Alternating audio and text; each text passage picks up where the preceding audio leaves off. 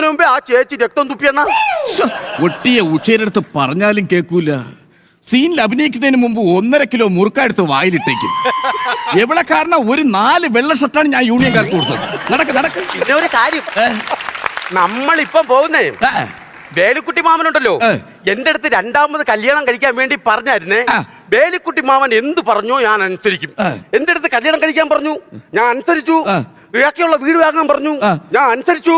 അത് ശരി. ഈ കല്യാണം 2ാമത് കല്യാണം കഴിച്ച ശേഷം കുട്ടികൾ വല്ലതും ഇല്ല വേലുക്കുട്ടി മാമൻ പറഞ്ഞു കാണില്ലല്ലേ? അതല്ലെന്ന് കത്തൊന്നും ഇല്ല. വേലുക്കുട്ടി മാമ എനിക്ക് ദൈവത്തിനെ പോലെയാണ്. എനിക്ക് സ്വന്തമായിട്ട് വീട് വരെ വേലുക്കുട്ടി മാമൻ പണിഞ്ഞു തന്നു. അത് ശരി. എന്റെ വീട്ടിന്റെ ജനലാണ് വേലുക്കുട്ടി മാമൻ. എന്റെ വീട്ടിലെ കത്തതാണ് വേലുക്കുട്ടി മാമൻ. എന്റെ വീട്ടിലെ കഥകാണ് വേലുക്കുട്ടി മാമൻ. അപ്പൊ നീ വല്ലപ്പോഴൊക്കെ വീട് പൂട്ടി പുറത്തോട്ട് പോണോന്ന് അറിയുമ്പം നീ വേലുക്കുട്ടി മാമന്റെ പൊക്കിളിൽ താക്കോലിട്ട് പോകണം.